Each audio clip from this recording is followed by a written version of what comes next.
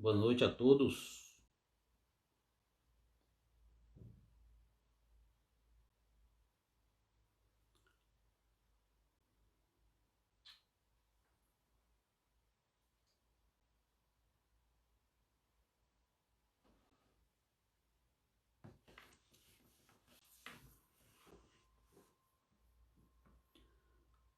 Boa noite, Normélia, Marta, Leandro, Antônio Giovanni.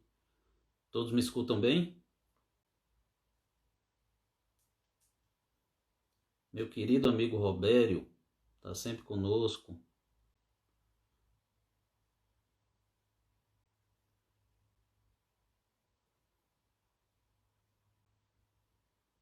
Marcelo Machado. Minha querida amiga Karina Canguçu. Gabriel.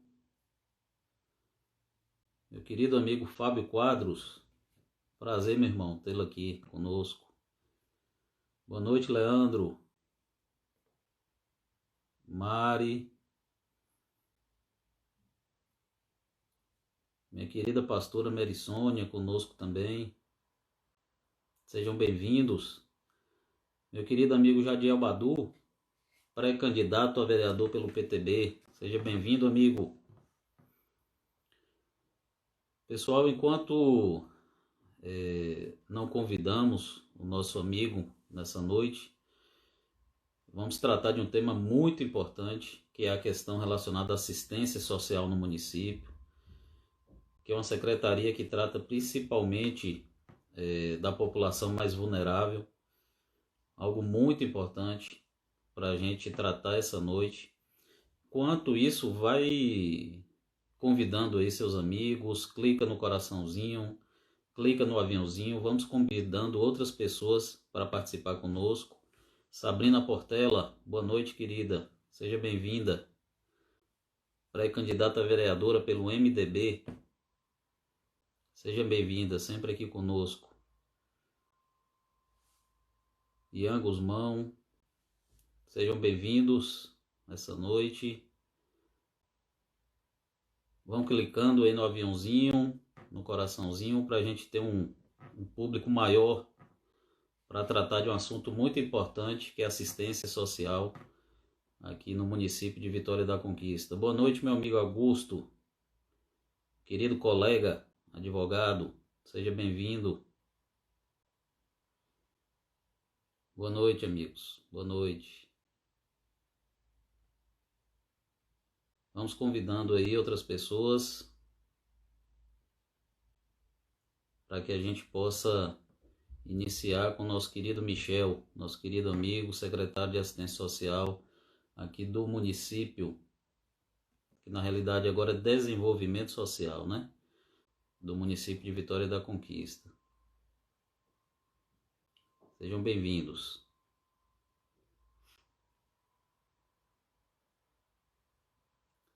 Então a nossa live ela tem essa característica, quando idealizamos, né, o Politicando, nós começamos a tratar de vários assuntos, vários temas, já tratamos sobre vários temas aqui, e temas de relevância, já tratamos sobre direito eleitoral, hoje estamos tratando sobre assistência social e tantos outros temas muito importantes e relevantes. Já tivemos aqui o nosso querido secretário de administração, Cairan, secretário de mobilidade urbana, Jackson. Então é muito importante a presença de vocês. Seja bem-vindo, Marcondes, do Henriqueta. Marcelo Mariniello, seja bem-vindo, meu irmão. Boa noite. Então vamos iniciar com o nosso querido amigo Michel Farias.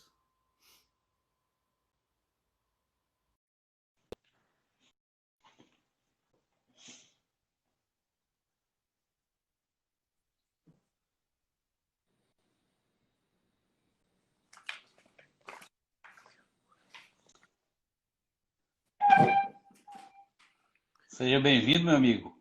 Meu amigo Edivaldo Ferreira. Tava pescando aí, foi? Dando uma pescadinha aqui. analisando os dados. Maravilha. Boa noite, gente. Cairan, Michel, eu acabei de falar de Cairan aqui, que já tinha participado conosco na live, e falei Cairan. Amigão, seja bem-vindo nessa live,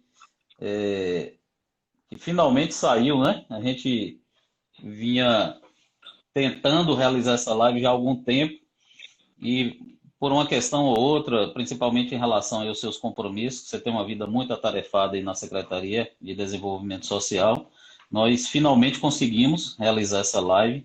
Seja muito bem-vindo. Para quem não lhe conhece, eu vou lhe apresentar para os nossos amigos essa noite.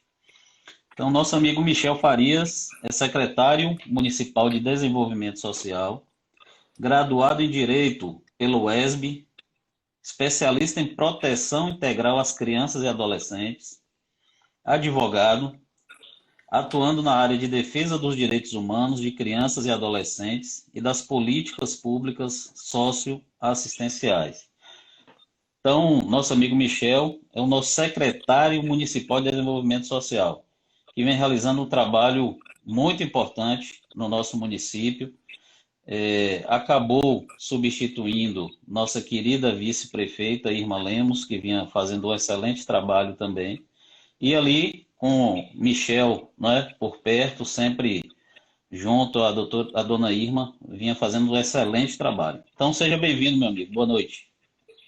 Boa noite, Edivaldo. Prazer enorme também aqui estar falando para ti e para toda a turma que nos acompanha, né? Cumprindo essa responsabilidade pública que nós temos pela transparência, da necessidade da população estar sendo informada de tudo aquilo de importante que acontece na cidade, né?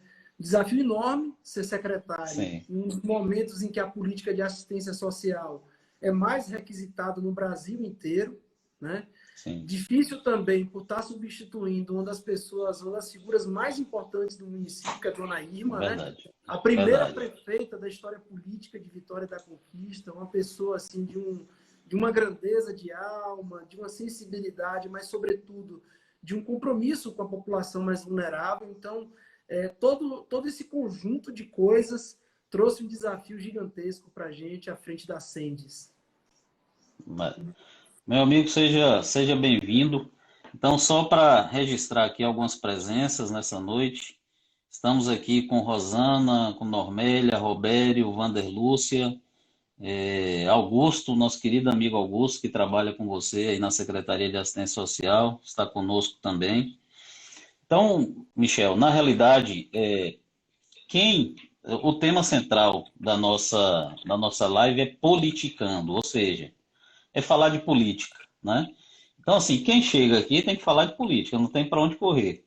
Então, assim, antes de entrar no tema, né, principal nessa noite, que é justamente a assistência social no município, as políticas públicas, que você conhece tão bem, eu gostaria de saber o que você entende por política, qual a importância da política para o nosso contexto de Brasil, de mundo. O que você entende sobre política?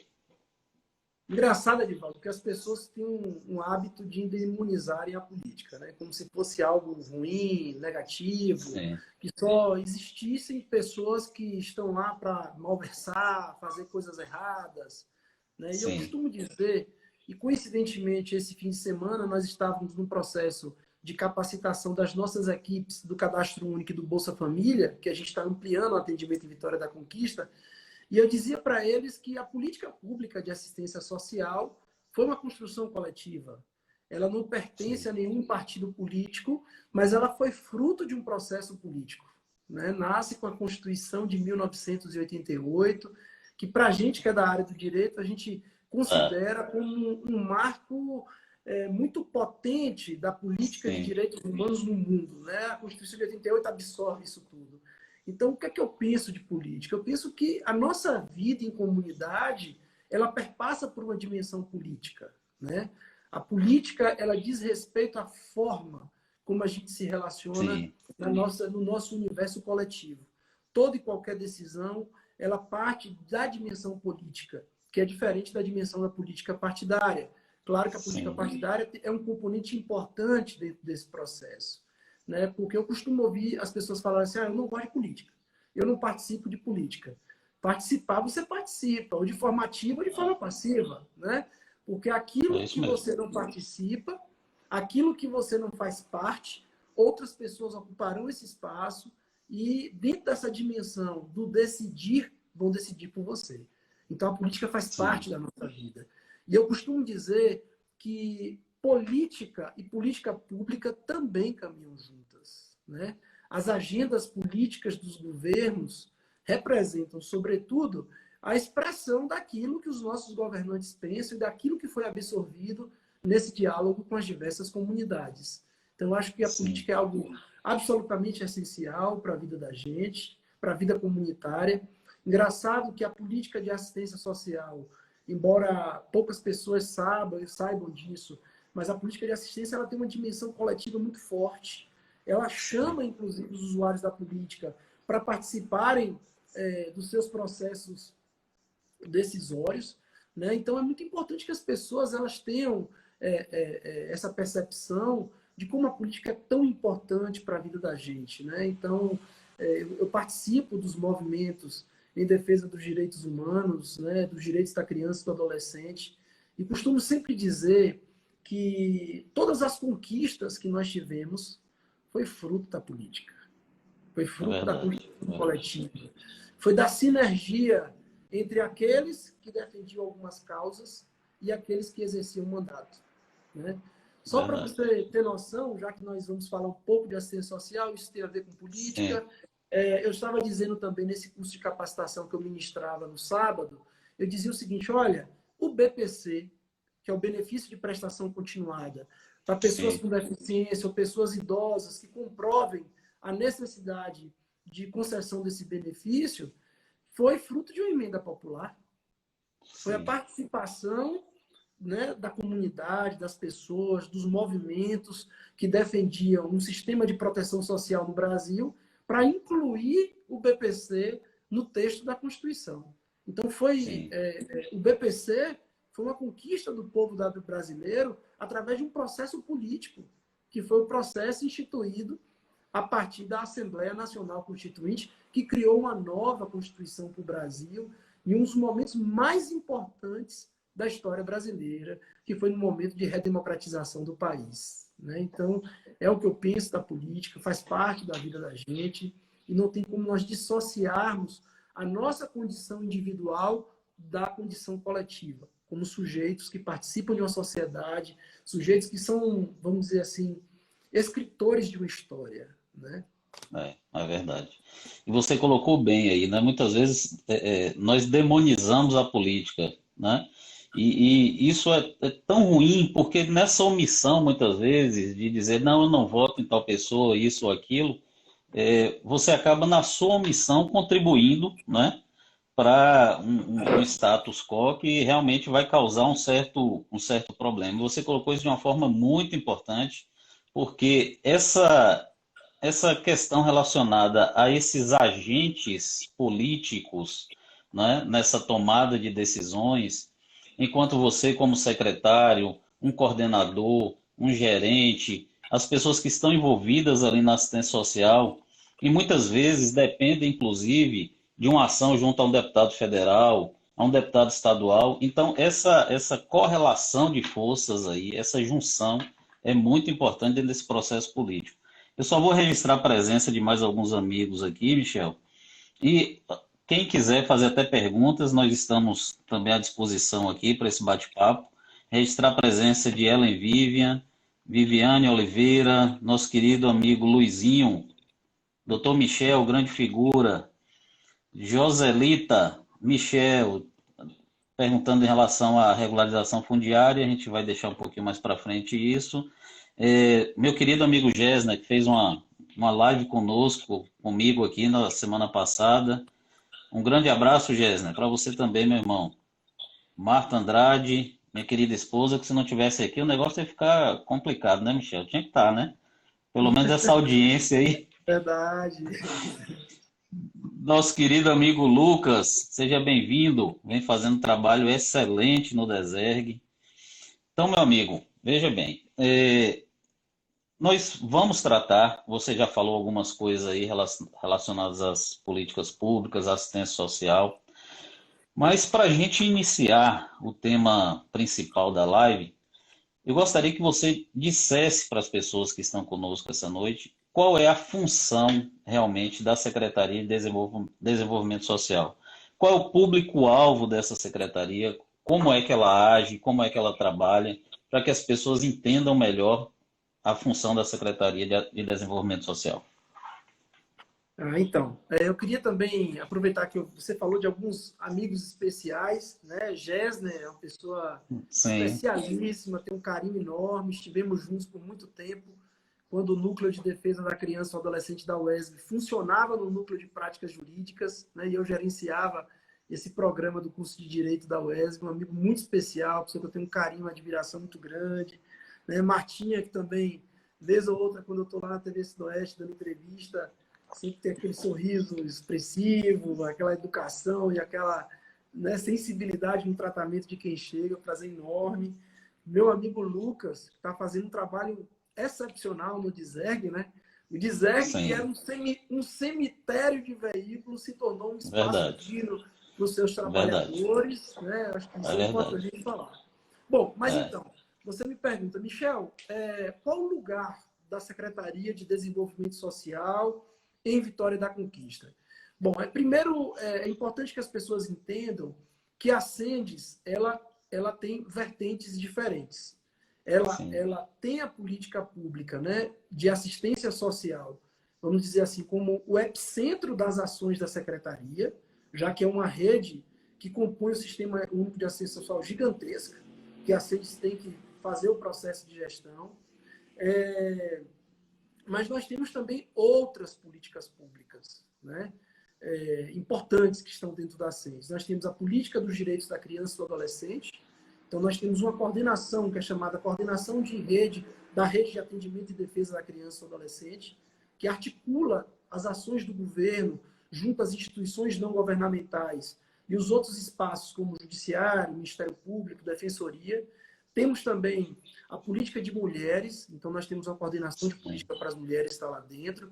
Temos uma importante diretoria que materializa a política de habitação de interesse social, né, que é comandada pelo nosso amigo Péricles. É, é uma importante diretoria também, sim. porque garante o acesso à moradia, tanto na dimensão da gestão do programa Minha Casa e Minha Vida, né, que foi instituído há alguns anos atrás, como também a parte de regularização fundiária. Né? Temos outras políticas importantes também, como a política voltada à pessoa idosa, né? Já falei da política de mulheres. Então, é uma secretaria que tem assim uma dimensão gigantesca, trabalhando numa perspectiva de desenvolvimento social, ou seja, uma Sim. convergência de políticas públicas que visam garantir o desenvolvimento humano e o acesso ao que nós chamamos de direitos sociais, sendo que o carro-chefe da secretaria é a política pública de assistência social. Mas interessante que você falou aí, vamos colocar assim, entre aspas, né, o público-alvo da Secretaria de Desenvolvimento Social, e você observa que é uma parcela realmente mais vulnerável da sociedade, né? É muito interessante isso, que as políticas públicas são realmente voltadas para a criança, para o adolescente, para o idoso. Agora, recentemente, nesse período da pandemia, teve uma ação muito importante da Secretaria também, junto a essa população de rua, né? Eu gostaria até que você falasse sobre isso, como é que está essa ação, o que que vem sendo feito. A gente sabe que nós estamos vivenciando um momento extremamente delicado, né, no nosso país. Nesse Isso. momento da pandemia, Michel, o que que a Secretaria de Assistência Social ela tem feito para minimizar esses problemas que vêm sendo causados? O prefeito Erzen, ele tem um perfil muito interessante, porque no primeiro momento, logo quando essa situação eclodiu de pandemia, Sim, nós tínhamos algumas decisões para tomar. O tempo urgia, não dava para pensar demais, a gente tinha que pensar ações concretas que desse, de fato, proteção social ao público mais vulnerabilizado. sim, A primeira decisão, e eu me recordo claramente quando o prefeito falou isso, ele disse assim, meu filho, a gente precisa pensar a população em situação de rua imediatamente, porque é uma população que está mais exposta aos riscos decorrentes da pandemia. E, por outro lado, a Sim, gente precisa pensar estratégias voltadas à zona rural de Vitória da Conquista, porque nós já imaginávamos que a pandemia traria impacto significativo na forma como a população da zona rural seria atendida, porque teriam dificuldades de sim, acesso à zona urbana e, por outro lado, muitos serviços públicos também teriam uma certa dificuldade de chegar até as localidades da zona rural. Então, nós tínhamos uma decisão para tomar. E o prefeito sim, foi muito enfático em relação à população em situação de rua e, imediatamente, nós instituímos um comitê de gestão de crise para poder a gente pensar quais seriam as ações estratégicas da secretaria. Porque aí está um componente interessante, Edivaldo, que as pessoas acham que fazer gestão pública é você tomar a decisão de qualquer jeito e fazer de qualquer jeito. Então, o primeiro sim, ponto é qual a magnitude do problema e quais são os públicos que estão mais vulnerabilizados nessa situação.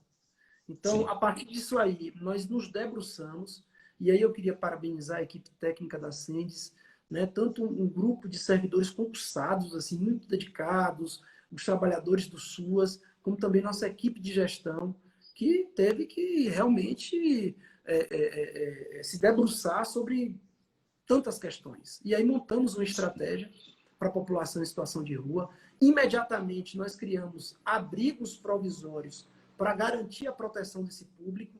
E detalhe, nos abrigos provisórios, nós articulamos a ação junto à Secretaria Municipal de Saúde. Então, todo o processo de construção do protocolo de atendimento, porque tem isso também, toda a parte sim, de retaguarda da equipe do consultório na rua e também da equipe de saúde mental, principalmente do CAPS-AD, porque parte desse público em situação de rua tem comprometimentos de ordem mental e a gente precisava pensar uma ação articulada. Montamos 3 abrigos provisórios. Um que maravilha. era para os 2 que eram para os não sintomáticos, pessoas que estavam bem e que desejavam, Sim, porque também tem essa questão do desejo do usuário, nós não podemos sim, forçá-lo a estar no abrigo. Esse é um ponto fundamental, porque vez ou outra a imprensa ou algumas pessoas me perguntam, Michel, mas eu ah, ainda vejo gente na rua, por que vocês não estão fazendo nenhuma ação? Nós estamos fazendo. Essas unidades existem exatamente para garantir a esse público o acesso ao abrigamento protegido. E nesse abrigamento, sim, só para você ter noção do impacto que isso tem no processo de gestão do Sistema Único de Assistência Social em Conquista, é uma equipe gigantesca que funciona 24 horas. Lá a gente oferta são 5 alimentações para eles. Além de todas as atividades socioeducativas, né? Nós temos educador social, nós temos técnicos de nível superior que também faz o processo de acompanhamento desses usuários. Nós seguimos toda uma metodologia de intervenção que permita sim, tanto protegê-lo na dimensão relacional, porque isso gerou impacto na vida deles, eles passaram a conviver com menos pessoas na rua. Né? Por outro lado, a saúde ficou impactada também, o medo, o sentimento de desesperança frente a uma situação que gerou caos no país inteiro. Então, os abrigos tiveram essa potência. Criamos também, além dos 2 abrigos, mais um abrigo só para os sintomáticos. Pessoas que apresentavam quadro gripal ou pessoas que testaram positivo através de um atendimento também diferenciado, com uma equipe específica e monitorado também pela equipe da Vigilância Epidemiológica da Secretaria Municipal de Saúde, que tem sido uma importante sim, parceira nesse processo de articulação intersetorial. Mas tem um outro fato que eu acho que poucos conquistenses sabem, e eu me recordo que quando a situação começou, o prefeito me questionava, meu filho, o que é que vocês estão pensando para a zona rural? A gente precisa pensar rápido isso, a gente tem que encontrar algumas soluções viáveis para poder dar uma atenção especial à zona rural. E aí eu me recordo que quando o governo federal anunciou a concessão do auxílio, a gente sim, ficou numa situação de dizer assim, olha, eu me lembro que isso foi divulgado à noite, E eu fiquei com aquilo na cabeça. No dia seguinte, nós tivemos uma reunião com toda a equipe de gestão da Censis, e aí chegamos à seguinte conclusão. Não dá para pensar que a população da zona rural, primeiro, tem o mesmo nível de informação e o mesmo acesso ao atendimento voltado à obtenção do auxílio emergencial. E aí, imediatamente, montamos uma estratégia pioneira na Bahia, pioneira, porque até então nenhum município baiano tinha feito isso. E, só para você ter noção, nós criamos uma estratégia chamada de estratégia descentralizada para o atendimento à população da zona rural.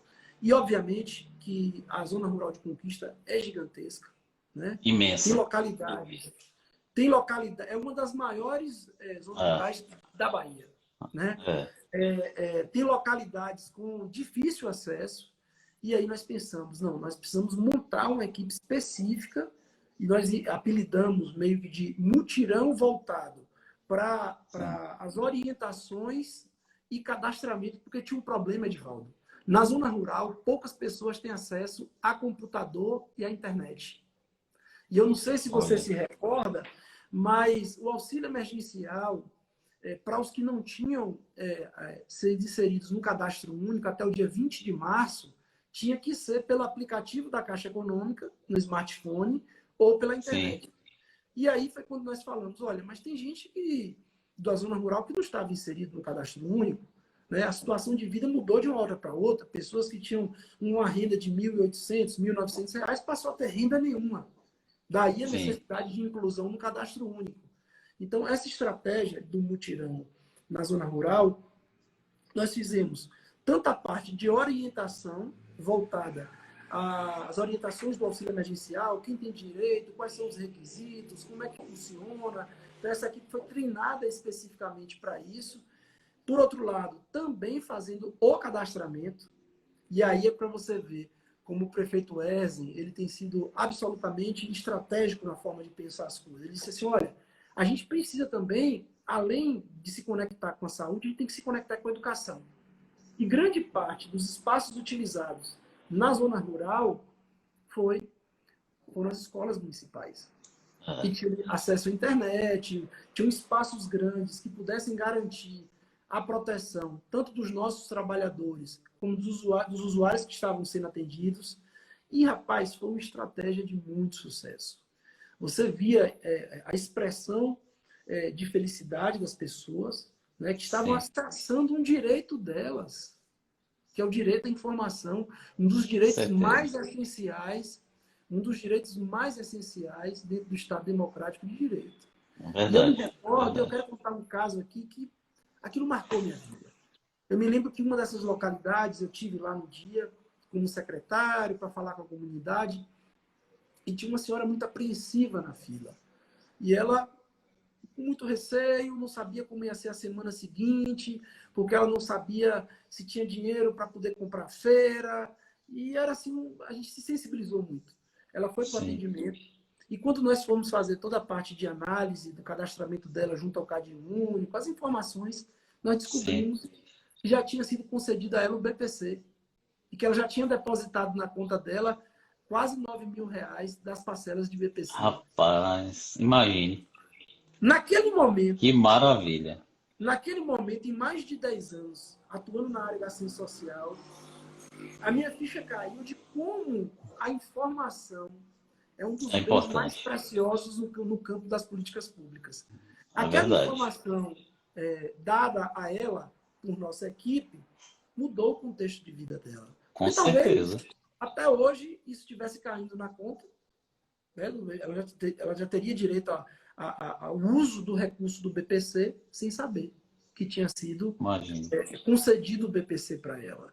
Então, assim, aquilo ali realmente reforçou dentro de nós como essa estratégia de descentralização do atendimento na zona rural, conforme o prefeito havia nos solicitado, gerou um impacto imediato na vida das famílias que estavam na zona rural. Só para você ter noção, eu tenho alguns números aqui. Nós atendemos 11 distritos de Vitória da Conquista, 18 povoados. Foram mais de 3.800 atendimentos. pessoas que foram atendidas. Mais de 3 mil pessoas. E do número exato, foram 3.835 atendimentos prestados nesses 11 distritos e 18 povoados da zona rural. Né? Então, assim, um motivo que nos orgulha muito. Né? A equipe se dedicou demais. Né? Eu costumo dizer que sozinho ninguém chega em lugar nenhum. Né? E nesse ponto, a Sendes, ela tem um diferencial. Né? Os trabalhadores do SUAS, eles foram muito estratégicos nesse processo, entenderam a responsabilidade ética que eles tinham pela garantia de proteção social, mas eu também preciso reconhecer o quanto nós fomos apoiados por outros colegas secretários, e como a decisão do prefeito foi uma decisão muito acertada. Né? Isso muito nos causou assim, uma felicidade muito grande. Né? E outro fato também nesse processo que me marcou muito, e eu lembro como hoje, logo quando começou esse processo do auxílio emergencial, as filas estavam gigantescas.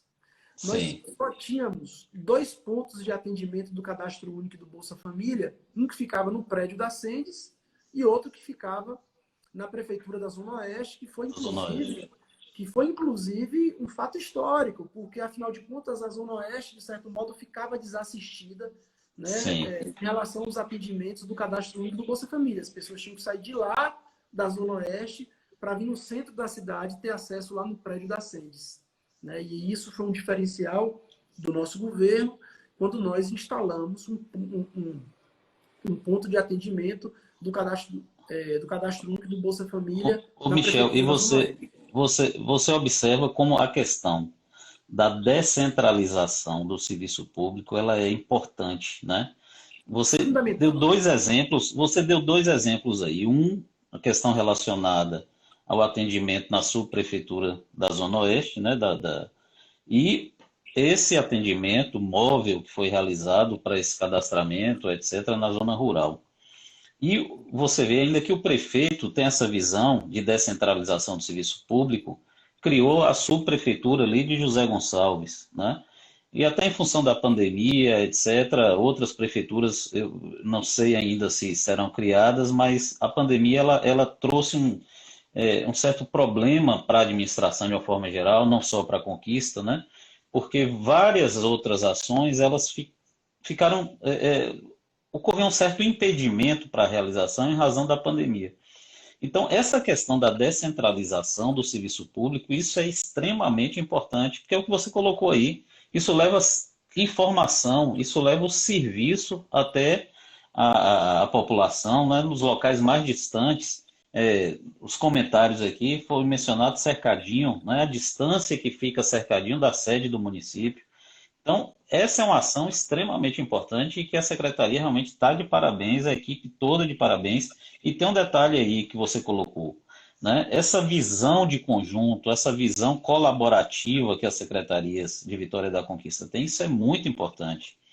Não é aquela visão estanque, olha, Secretaria de Saúde só cuida de saúde, Secretaria de Desenvolvimento, Secretaria de Serviços Públicos.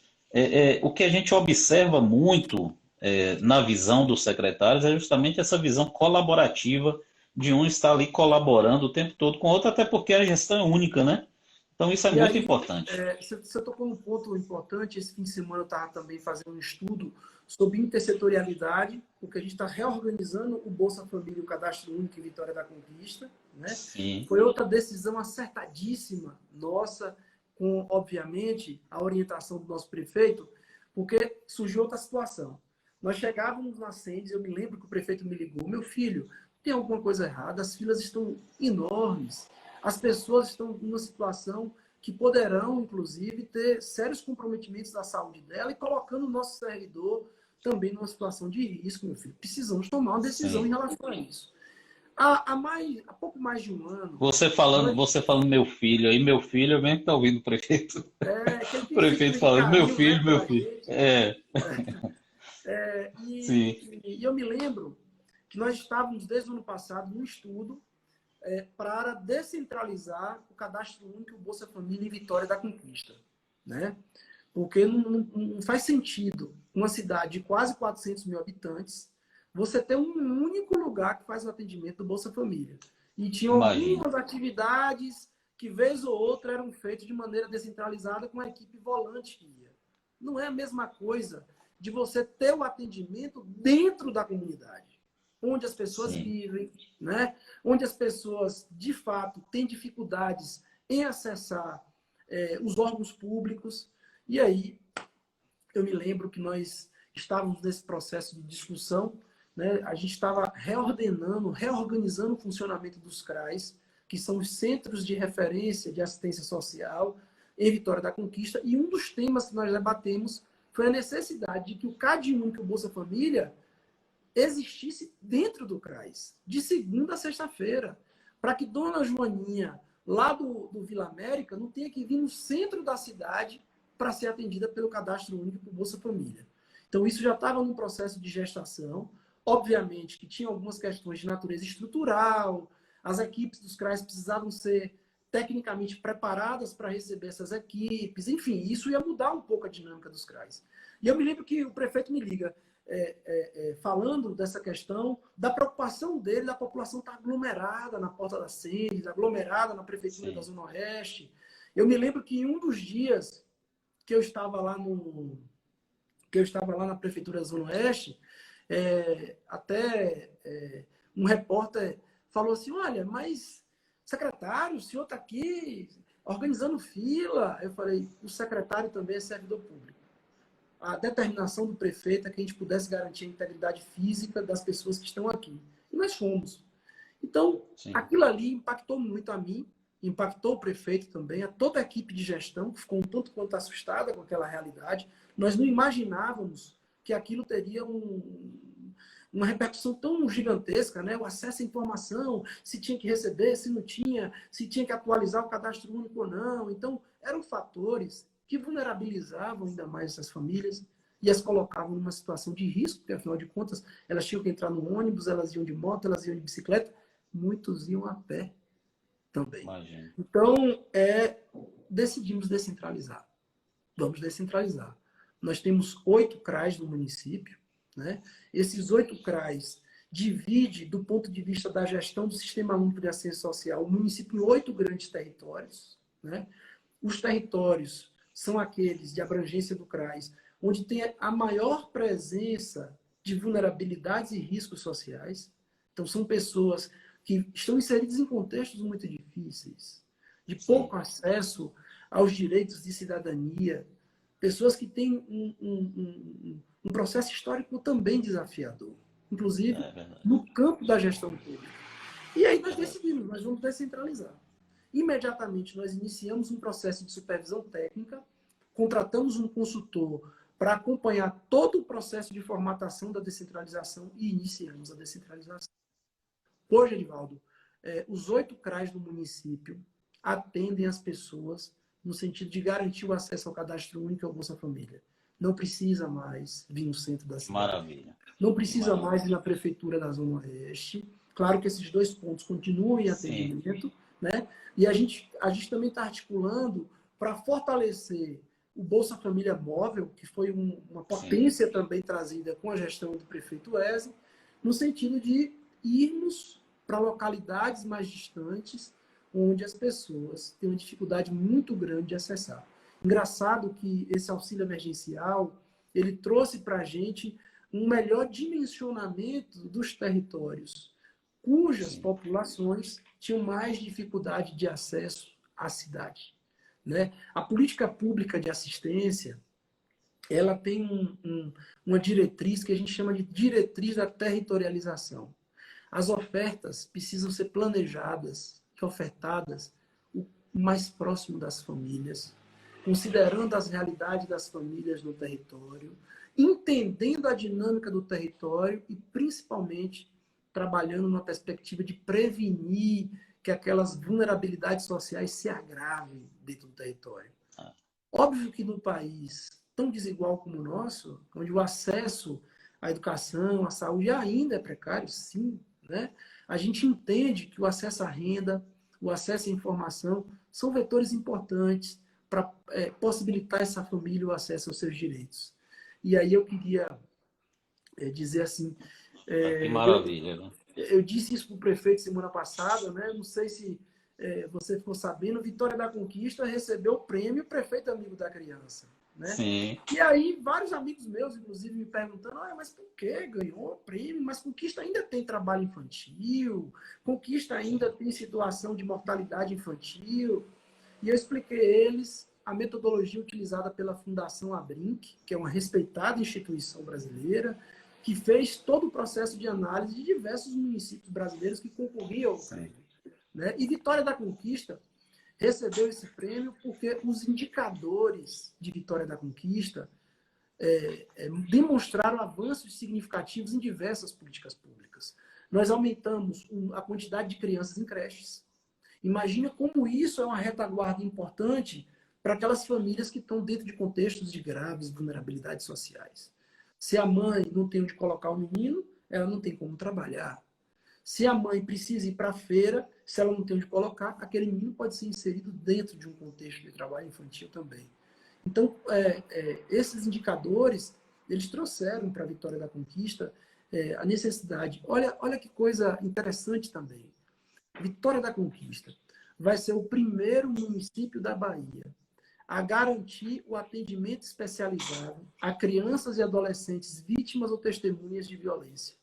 Inclusive, semana passada, a Vitória da Conquista foi citada em um evento do Conselho Nacional de Justiça, né, pelo fato de estar implementando a lei e o decreto que regulamentam a escuta protegida de crianças e adolescentes. Porque antes era o seguinte, antes não, ainda é.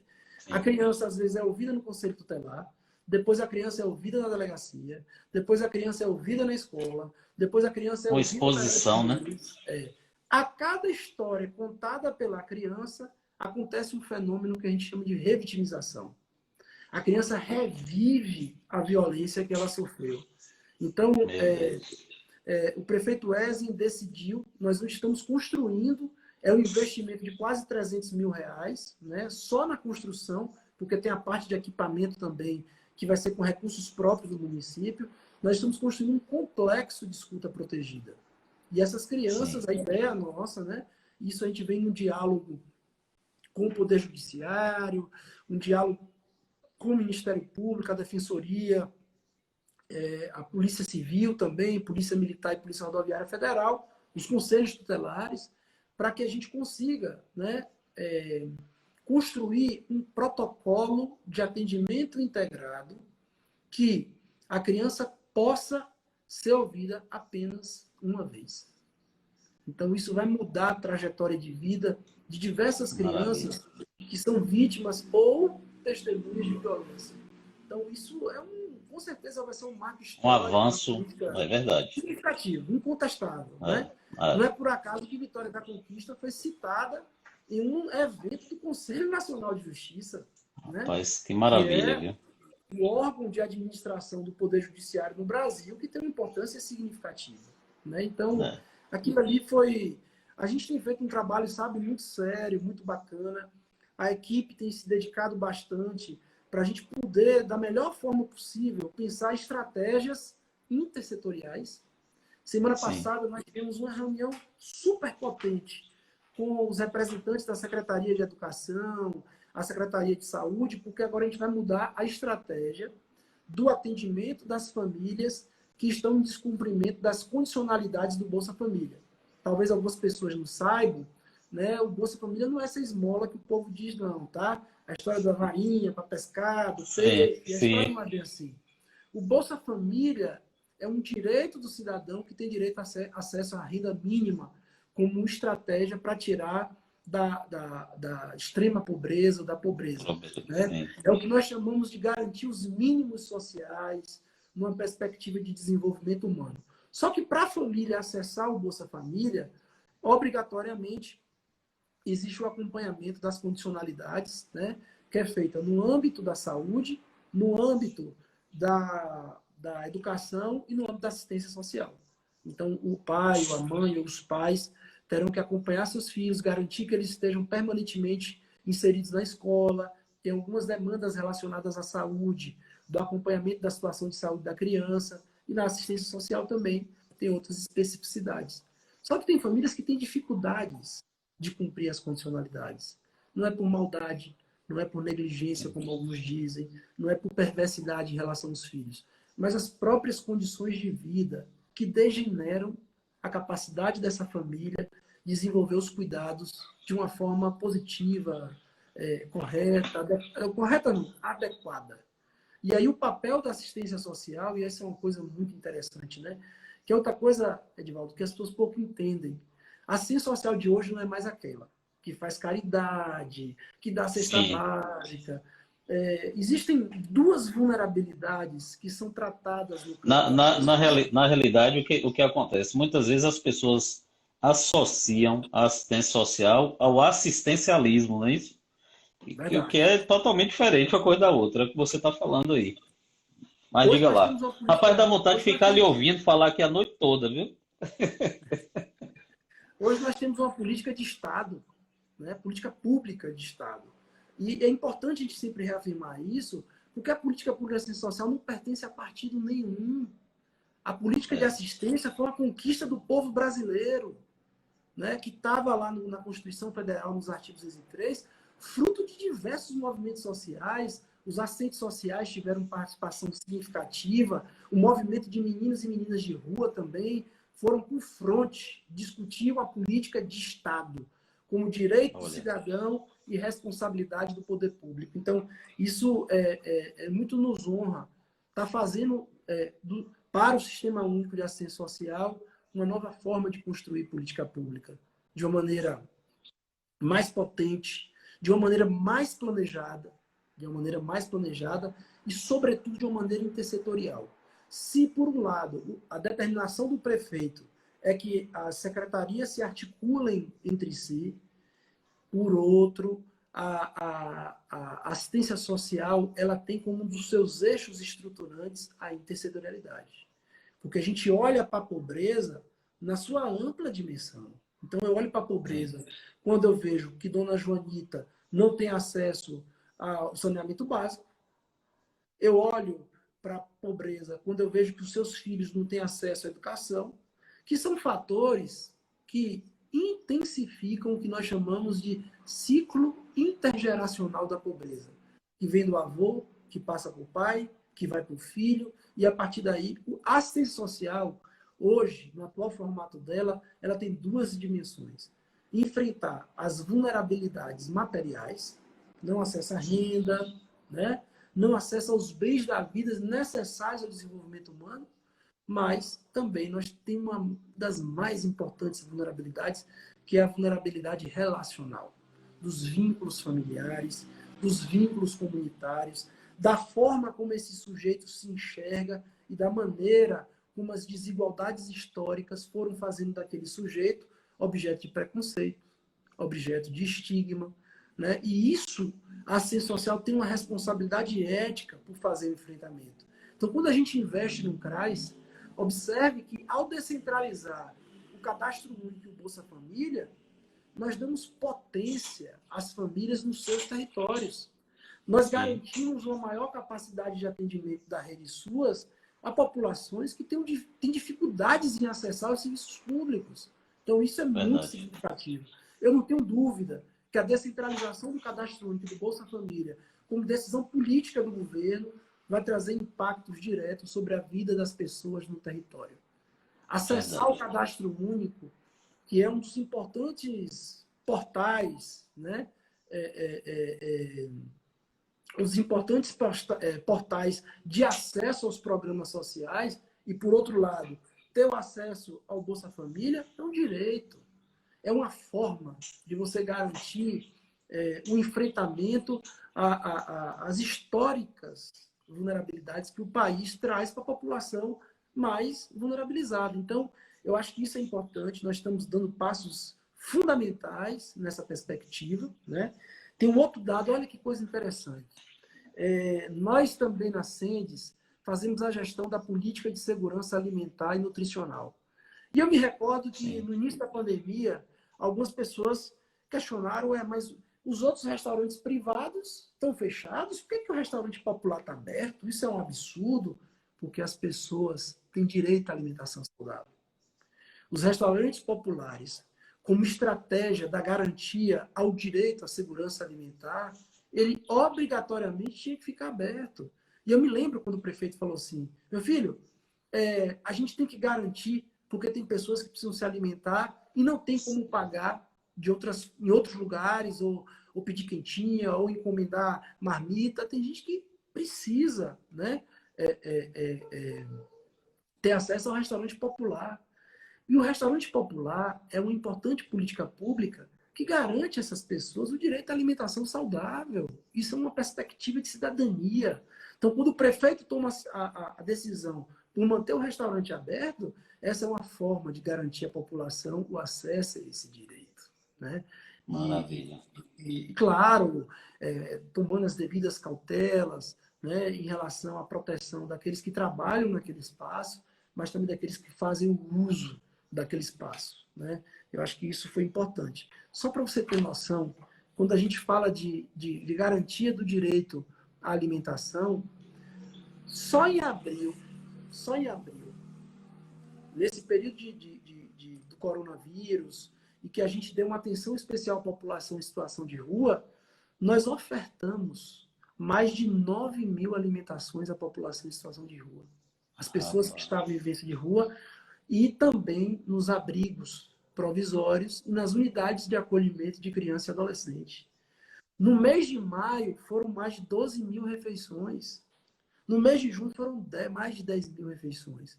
Então, assim, é uma perspectiva de garantir às pessoas o acesso ao direito delas. Né? Sim. Isso tem sido uma perspectiva muito importante para nós. Eu me lembro também que quando começou a pandemia, nossas equipes reunidas, debatendo como se daria o processo de trabalho das equipes, e aí me perguntaram, Michel, os CRAs vão fechar?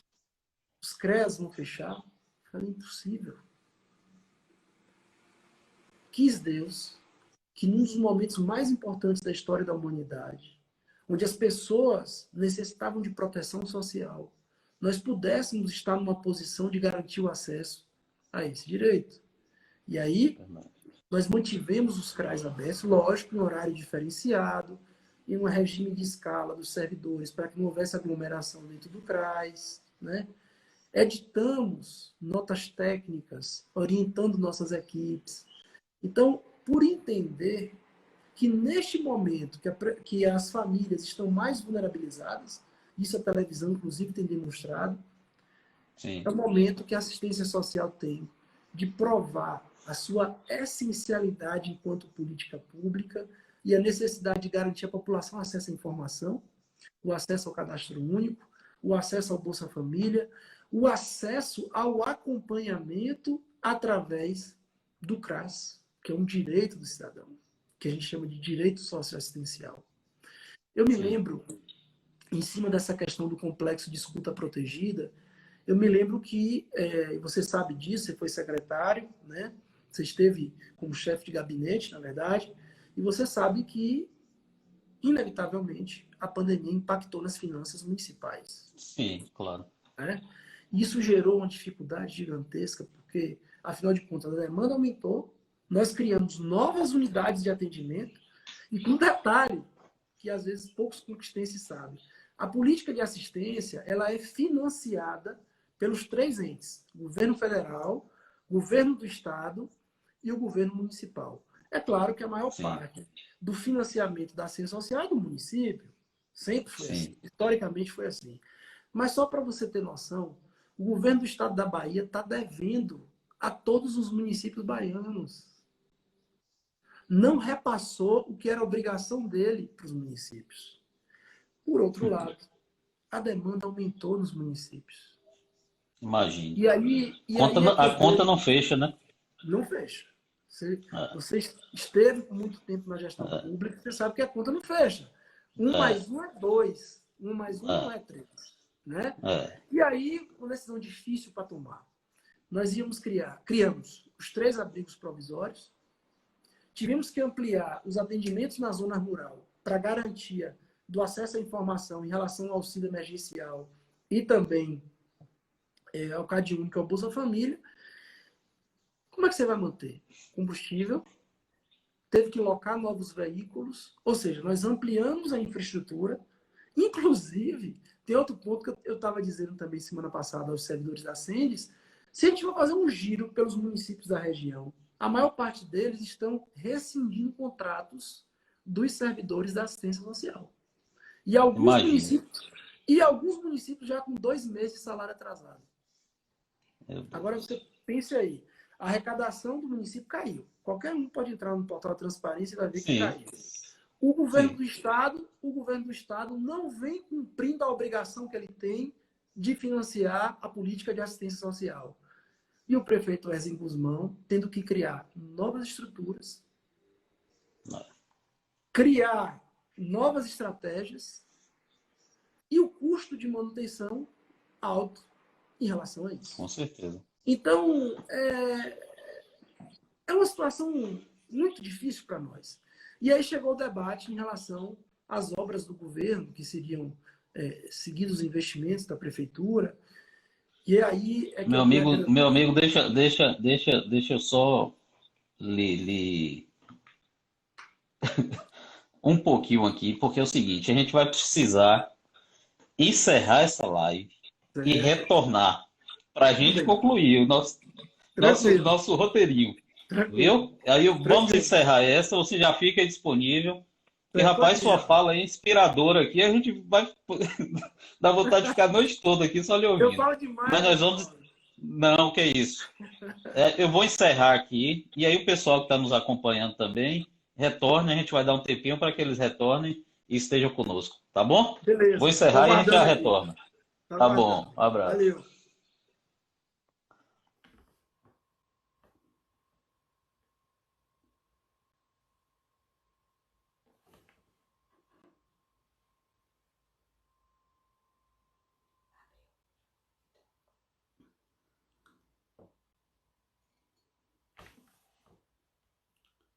Vamos lá, pessoal.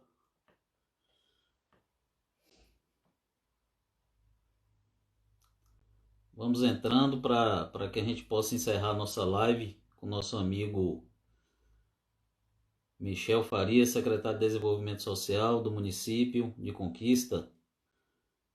Seja bem-vindo, vereador Danilo Quiribamba.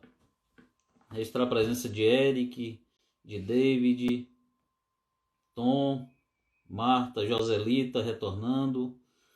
Sejam bem-vindos.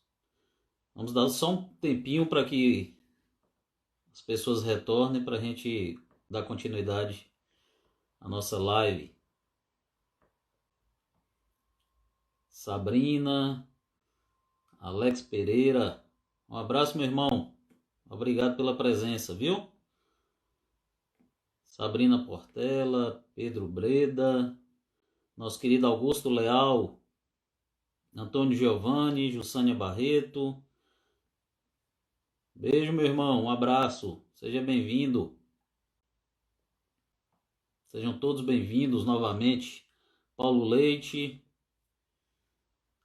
Vamos lá, a gente estava com audiência, um número maior de pessoas aí. Vamos aguardar só um pouquinho para o pessoal retornar. Se Deus permitir, estaremos aí, Danilo. Um abraço, meu irmão. Sabrina. Obrigado, Sabrina.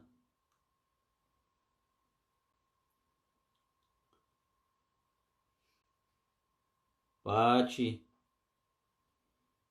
Abraço. Jéssica Vieira, seja bem-vinda. Marina. Vamos lá, vamos convidar mais uma vez nosso querido amigo Michel.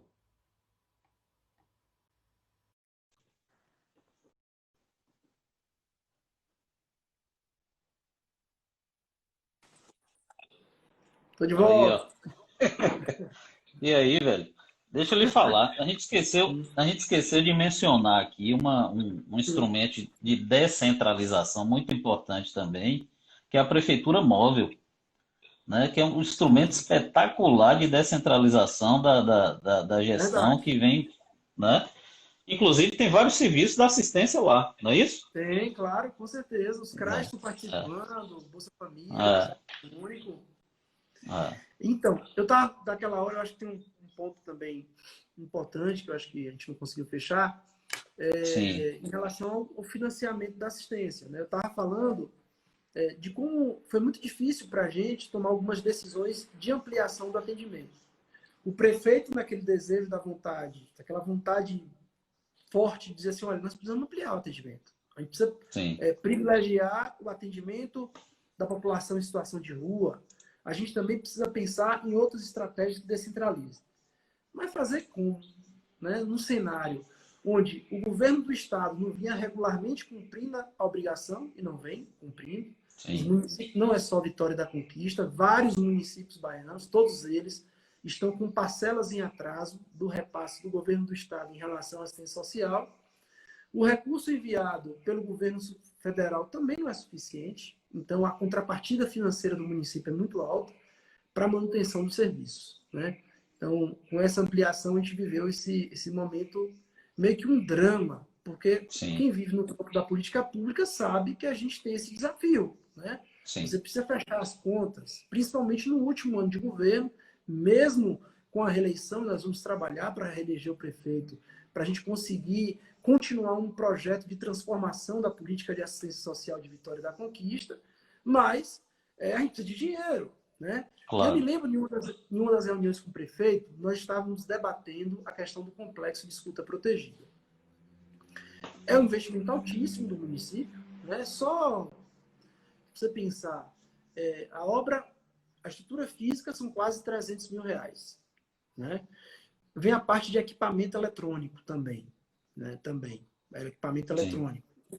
Enfim, vários perdulários, coisas que precisavam para a coisa funcionar. No global, se a gente for colocar, são quase 600 mil de investimento. E eu me lembro naquele dia da reunião e a gente dizendo, prefeito, aliás, antes de eu dizer, como secretário, ele virou para mim e falou assim, meu filho, eu fiz um compromisso com a comunidade. Eu disse que eu ia cuidar, e aí ele lembrou uma conversa que ele e Dona Irma teve com Dom Pepeu, enquanto esteve claro, como bispo aqui em Vitória da Conquista. E ele sim, disse assim, eu fiz um compromisso com a comunidade. Eu falei a Dom Pepeu que eu ia cuidar desses aspectos. E eu quero garantir a minha palavra. A comunidade precisa, desse jeito que... E aí, porque ele tem uma coisa muito bacana que eu admiro nele, que é esse nível de sensibilidade. Né? Determinados temas sim, tocam muito ele. Né?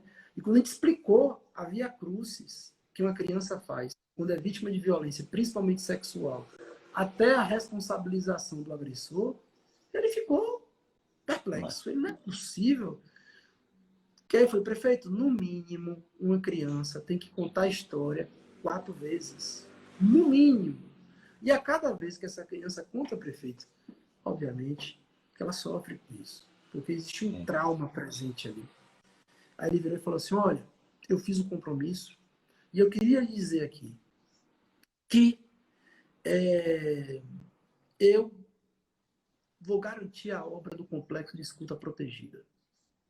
Pode falar com o Conselho Municipal, pode falar com o pessoal da Childhood Brasil. Olha que coisa bacana, Edivaldo.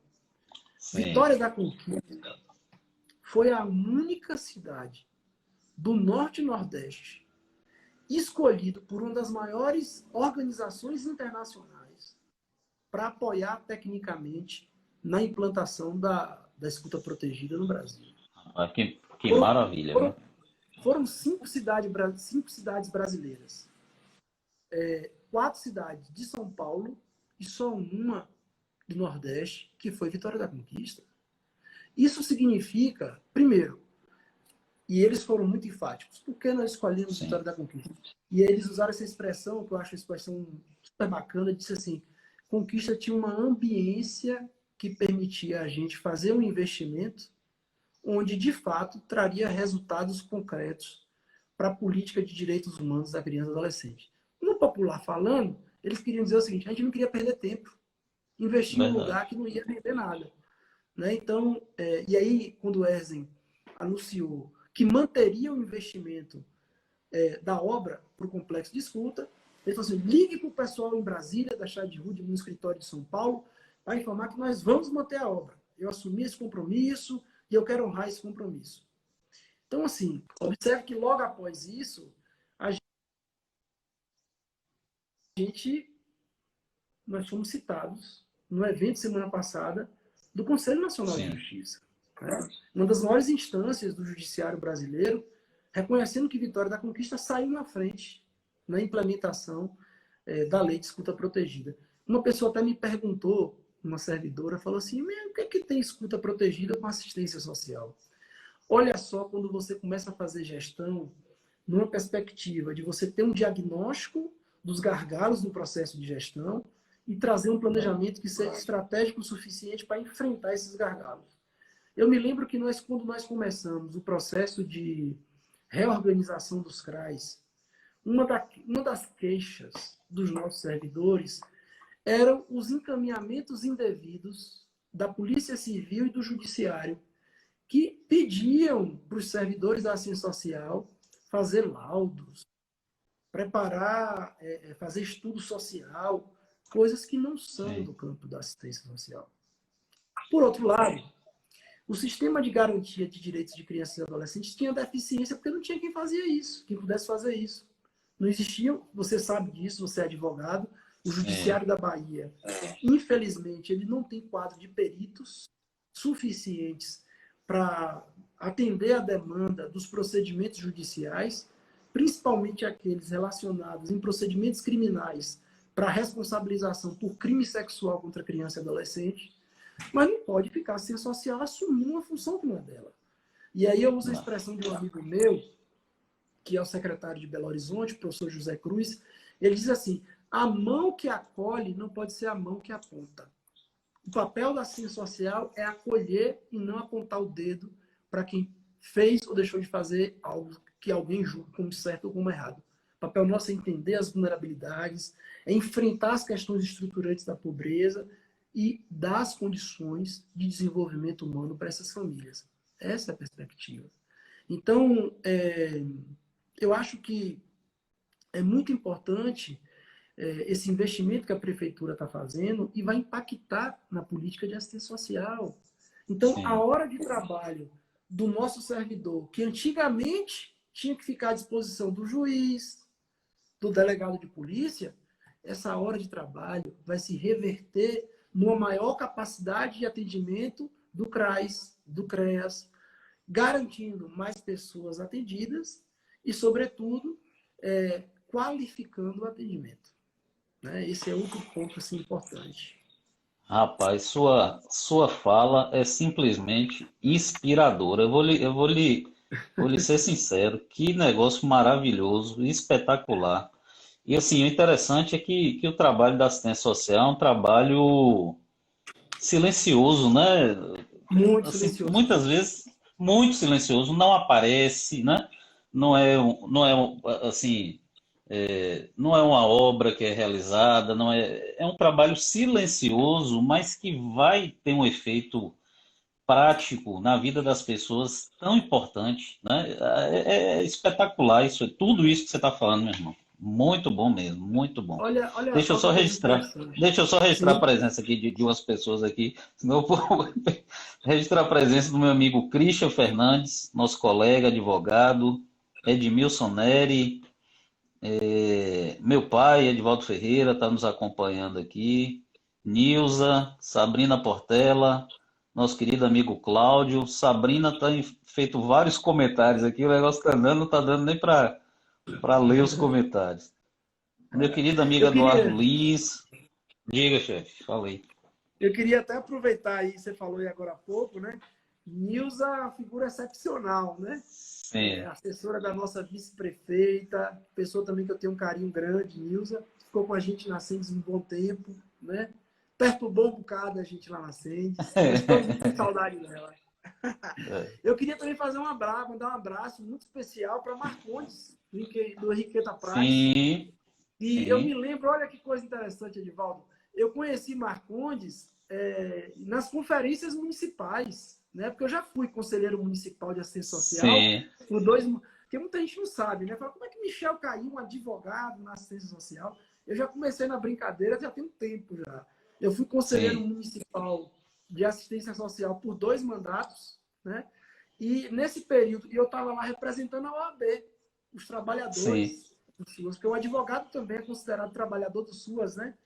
E eu sim. conheci Marcondes lá, em algumas conferências, uma figura, né, super participante e atuante, Participativo, quer sim. falar da comunidade Interessado. dele, É, né? É uma é, figura é que isso mesmo. merece, sim, né, o nosso deferimento sempre. Mas você ia concluir a falar alguma coisa aí, eu lhe interrompi. E quem disse que eu lembro? Ó, vamos passar para outra etapa aqui da nossa live. Que a gente vai.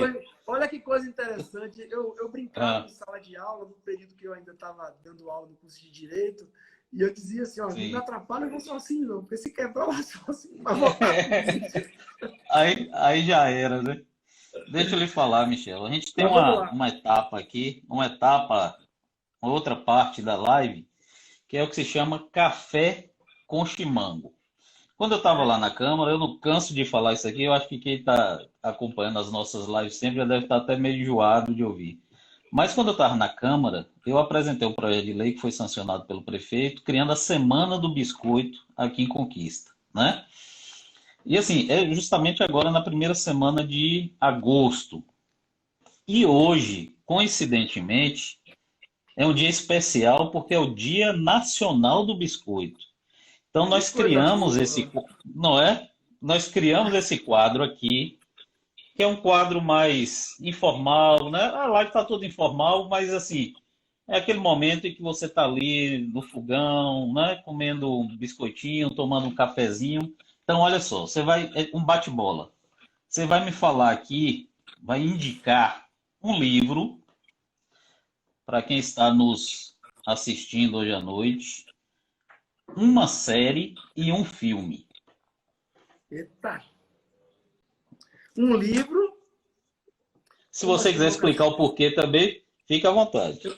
Um livro bacana que eu comecei a ler, um amigo meu me sugeriu, é Como as Democracias Morrem. Que fala um Perigoso, pouco, livro né? perigoso nesse momento. Como as Democracias Morrem, é um livro super bacana, eu comecei a ler, fala bastante sobre essa questão de como se dá o processo de degeneração da democracia no mundo, né? Ele fala sobre várias histórias bacanas, interessantes. Sim. Uma série, então, vamos lá. Eu assisto pouco série, mas É, eu eu não gosto sei nem se você também. tem tempo para isso, não. O pessoal fala que quando eu Mas estou vamos lá. trabalhando, eu estou estudando, É. mas então, eu gosto muito de épicos, né? E a história, eu me Sim, lembro, meu pai gostava disso, de falava quando era criança, de Merlin, né?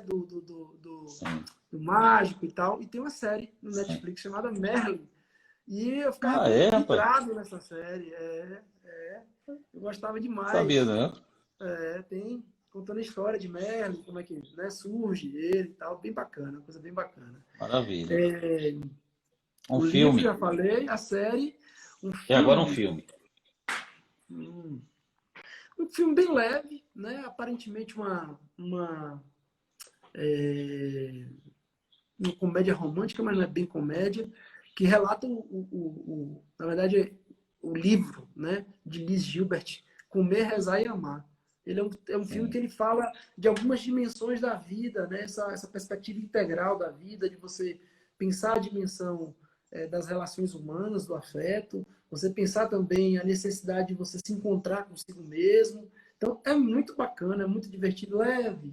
Né? Em tempos de pandemia, É bom. eu É. acho que vale muito a pena assisti-lo. Você vai me falar aqui agora uma referência política no Brasil e uma referência política no mundo. Então, referência política no Brasil. No mundo, Nelson Mandela, aquele homem, ele teve É, uma potência muito espetacular, grande, né? sabe? Ele traz um... Primeiro que tem aquele marcador social de ser negro, né? Em um país absolutamente racista, né? Que enfrentava o racismo, melhor falando. Né? Então, eu acho que Mandela, ele traz consigo essa questão político do Brasil. Olha que coisa interessante.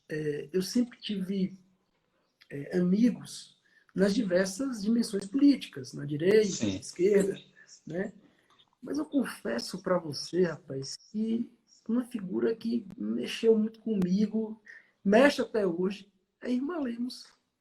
É uma coisa fora do normal.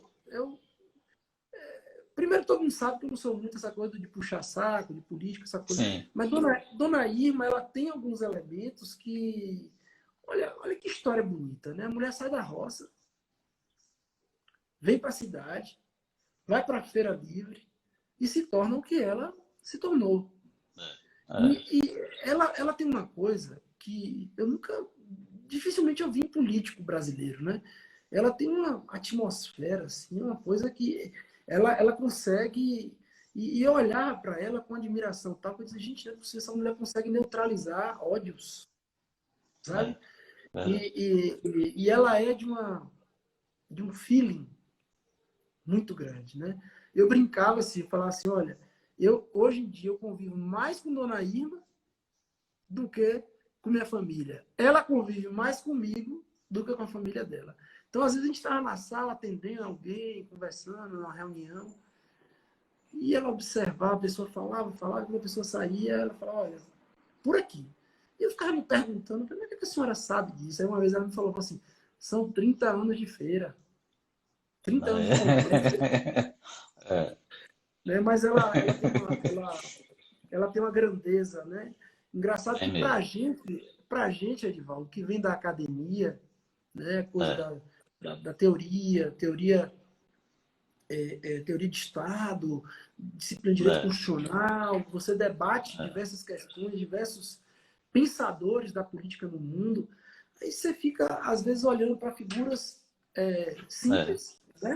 E eu me Sim, lembro que sim, quando a gente chega na secretaria, as pessoas falam assim, aquela Irma, assistencialista e não sei o que e tal, com um preconceito enorme, né? Contra a sim. história dela. E ela me cativou de uma forma que realmente eu não sei explicar.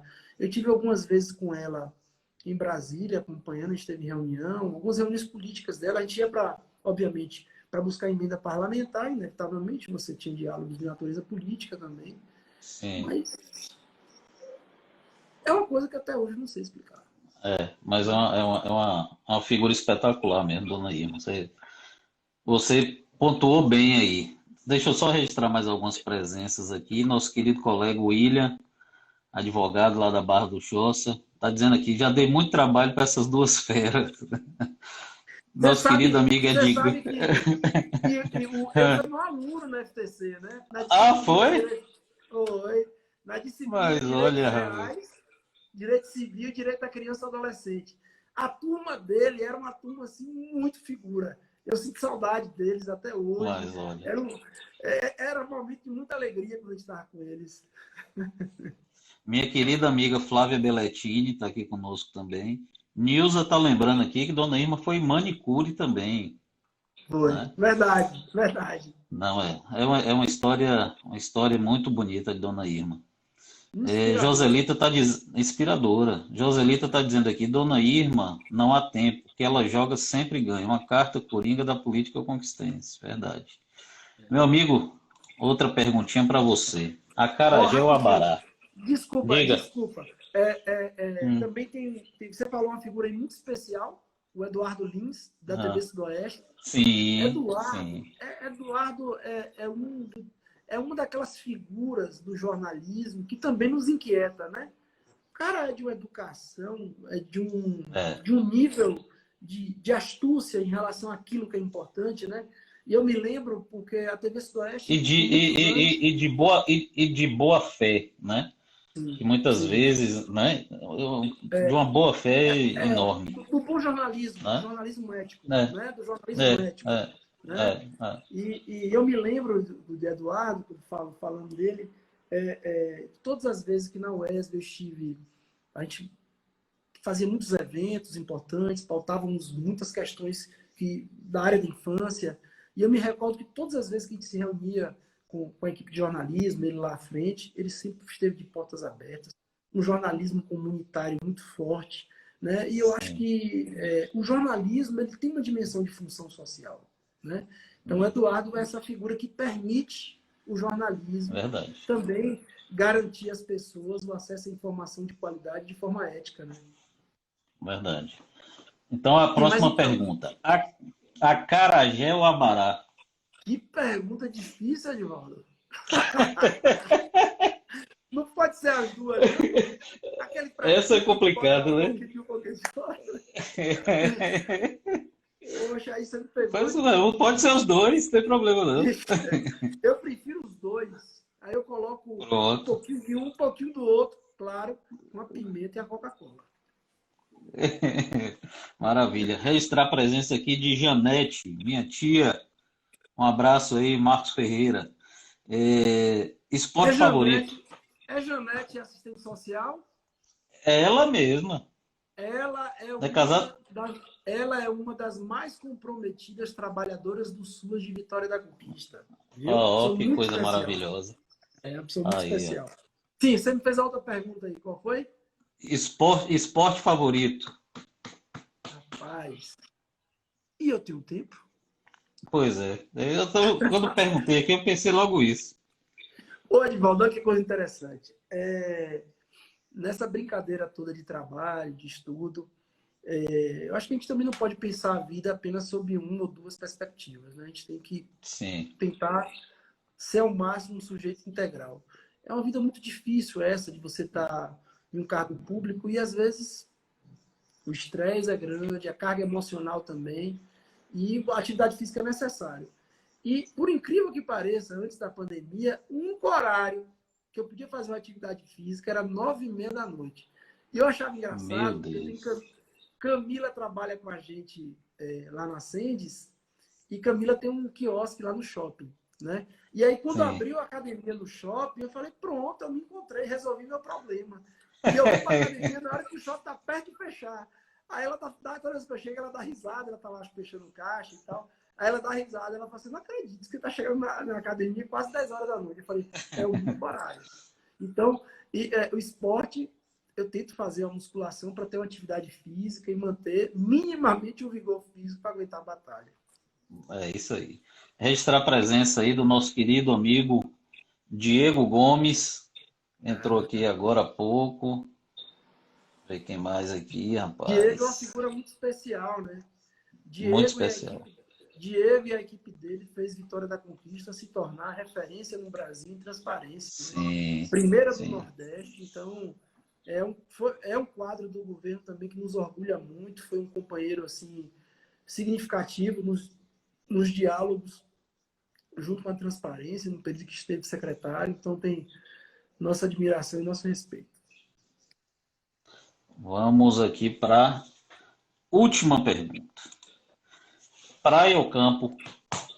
Praia. Praia, né? Quando eu olho... Conquistense é complicado, né, rapaz? A gente não tem uma praia aí, você já viu, né? Quando eu olho para o mar ele tem duas coisas que mexem comigo. Primeiro, a sensação da infinitude do universo, né? Da gente ver que nós somos um grãozinho de areia nesse universo inteiro. Então, o mar tem essa coisa, né? Acho que aquela brisa também me refaz. Traz uma paz, né? Eu gosto. Maravilha. Eu gosto.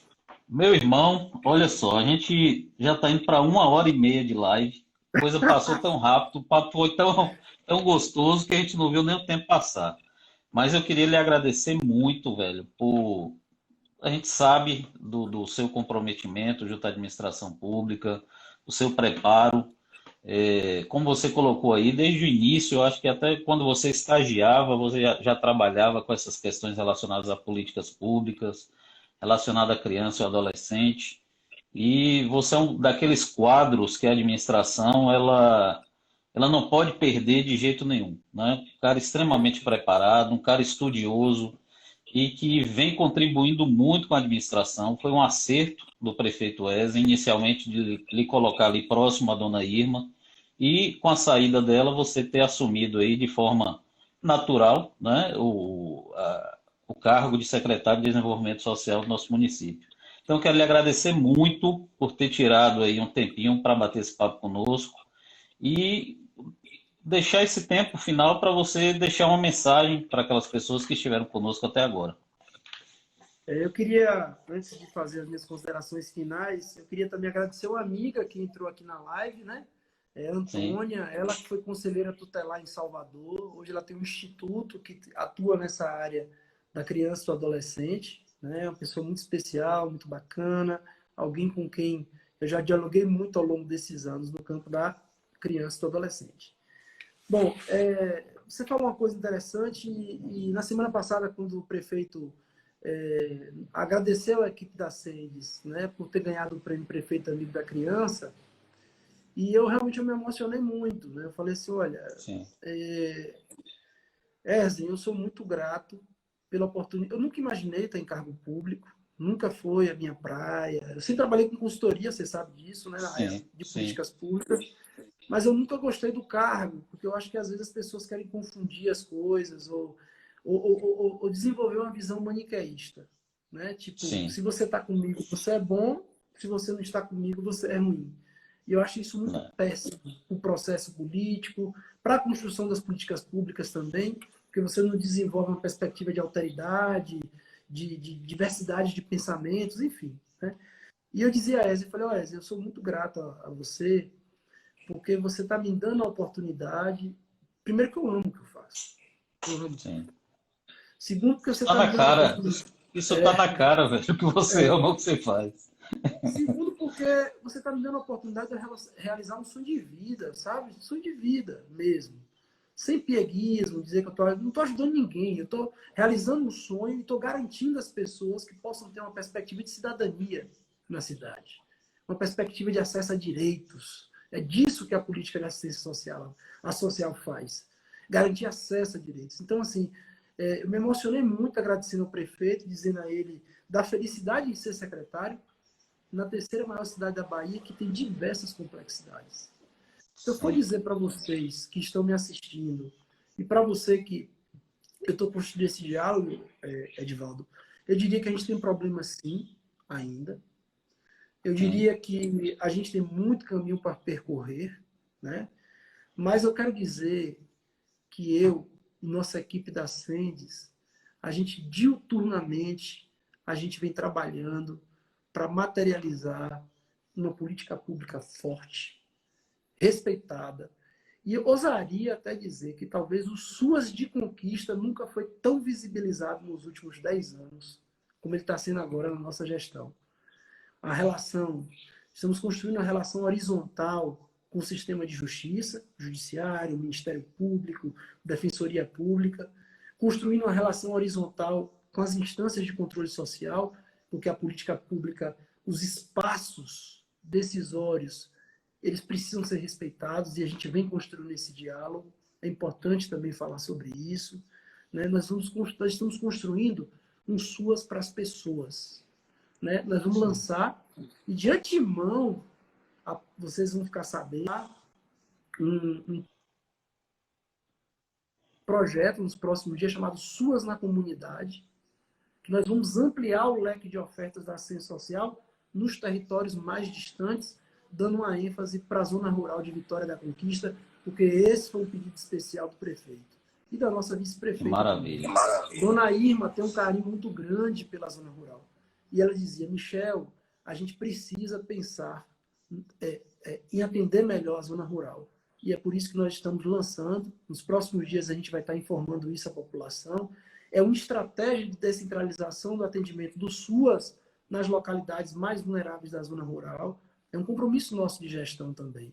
Então a gente vem Sim, conduzindo esse processo de gestão, de volta, com muita ética, com muita responsabilidade, com muito espírito republicano e contando com o apoio de muita gente boa. Né? Eu vi agora há pouco aqui que acabou de entrar o Regis Píndola, que é da Prefeitura de Belo Horizonte, uma figura também olha, fantástica, que esteve lá na Secretaria Estadual do Governo de Minas Gerais.